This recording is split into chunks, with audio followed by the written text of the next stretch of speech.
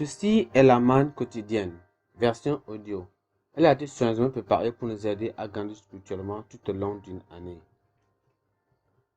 Nous sommes aujourd'hui le mercredi 23 novembre 2022 et nous allons considérer la manipulation ou bien manipuler la richesse avec changement. Manipuler la richesse avec changement. Nous allons prier. Éternel Père, nous te remercions, nous te exaltons pour cette opportunité que tu nous as donnée d'écouter ta parole. Seigneur, nous prions que tu nous aides. En écoutant cette parole, Seigneur, que nous la mettons en pratique au nom de Jésus. Seigneur, merci parce que tu nous as exaucés. Conduis-nous dans cette étude. Au nom puissant de Jésus, nous avons prié. Amen. Nous considérons aujourd'hui manipuler la richesse avec changement. Manipuler la richesse avec changement. Nous allons considérer notre texte de lecture dans Deutéronome chapitre 32, à partir du verset 1 jusqu'au verset 17. Deutéronome chapitre 32, à partir du verset 1 jusqu'au verset 17. Lisons la Bible ensemble, s'il vous plaît. Cieux, prêtez l'oreille et je parlerai. Terre, écoute les paroles de ma bouche. Que mes instructions se répandent comme la pluie. Que ma parole tombe comme la rosée, comme les ondées sur la vertu, comme les gouttelettes d'eau sur l'herbe. Car je proclamerai le nom de l'Éternel. Rendez gloire à mon notre Dieu. Il est le rocher. Ses œuvres sont parfaites, car toutes ses voies sont justes. C'est un Dieu fidèle et sans inquiéter, sans iniquité, il est juste et droit. Ils se sont corrompus à l'heure et à lui n'est point la faute. La honte est à ses yeux, à ses enfants, race fausse et perverse. Est-ce l'Éternel que vous en rendez responsable, peuple insensé et dépourvu de sagesse? N'est-il pas ton Père, ton Créateur? N'est-ce pas lui qui t'a formé et qui t'a affermi? Rappelle à ton souvenir les anciens jours. Passe en revue les années génération par génération. Interroge ton Père et il l'apprendra. Tes vieillards et ils le diront. Quand le Très-Haut donnera un héritage aux nations, quand il séparait les nations des hommes, les enfants des hommes, il fixa les limites des peuples d'après le nombre des enfants d'Israël. Car la portion de l'Éternel, c'est son peuple. Jacob est la part de son héritage. Il l'a trouvé dans une contrée déserte, dans une solitude aux effroyables hurlements. Il l'a entouré et l'a mis soin et a gardé comme la prunelle de son œil. Pareil à l'aigle qui éveille sa couvée, voltige sur ses petits, déploie ses ailes, les prend, les porte sur les plumes. L'Éternel seul a conduit son peuple, et il n'y avait avec lui aucun Dieu étranger. Il a fait monter sur les hauteurs du pays. Il et Israël a mangé les fruits de leurs champs, et il lui a fait sucer le miel du rocher, l'île qui sort du rocher le plus dur.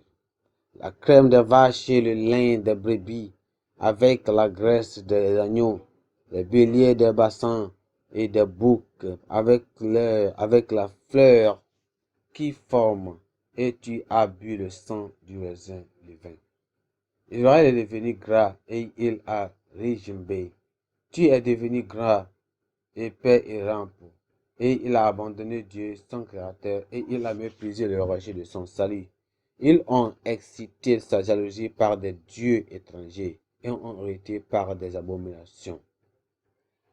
Ils ont sacrifié à des idoles qui ne sont pas Dieu et à des dieux qui sont connaissants point, qui ne se connaissent pas point, nouveaux venus depuis peu et que vos pères n'avaient pas craint.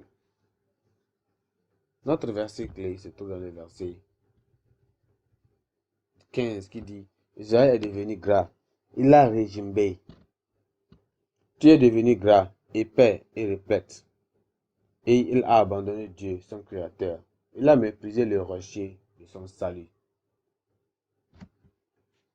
Souvenez-vous que nous parlons de manipuler la richesse avec changement. Allons dans le message.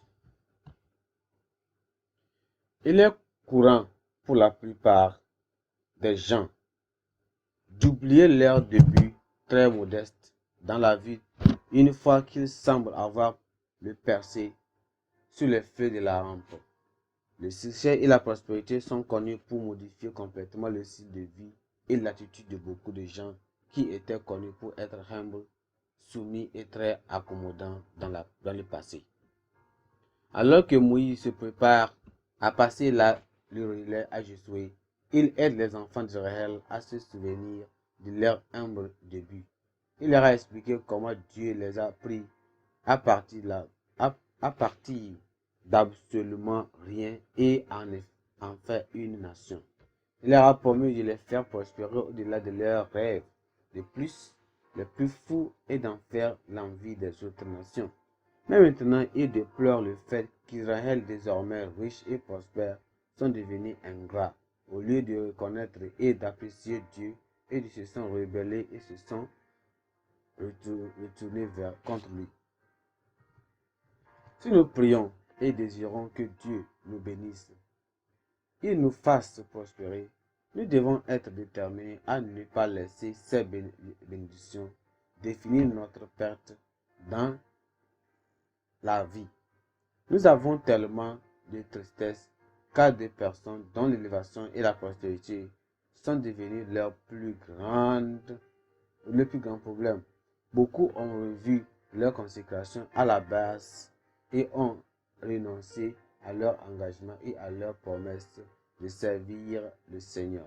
Certains se sont littéralement retournés pour renier leur foi en Dieu. Dieu désire de se réjouir de la prospérité de tous ses enfants. Il a fait de nombreuses promesses et dispositions à cet effet. Cependant, nous devons déterminer de ne jamais permettre aux richesses de nous détourner de lui. Nous devons guider soigneusement nos cœurs et veiller à ce que nos affections ne soient pas fixées sur les choses de la terre.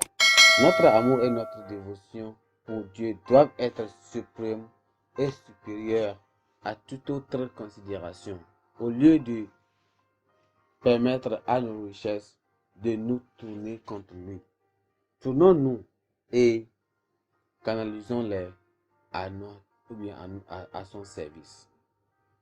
Que le Seigneur nous aide à pouvoir savoir qu'on ne peut jamais laisser la richesse de ce monde et dire qu'on peut le suivre. C'est ça qu'on doit faire. Laisser toutes ces choses, abandonner ce qui c'est.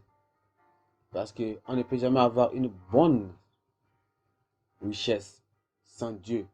On ne peut avoir aussi une prospérité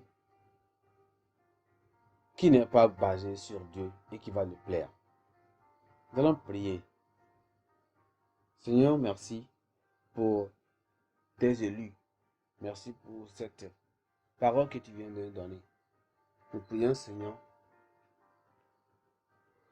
que tu donnes la grâce de continuer à aimer, étudier et obéir aux doctrines de Dieu.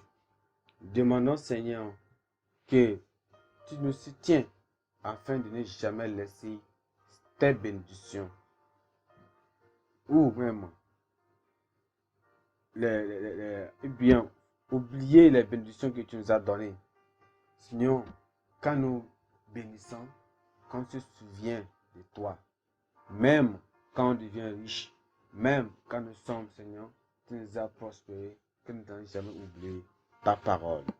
Nous prions, Seigneur, que tu nous aides à tenir ta parole en deux mains.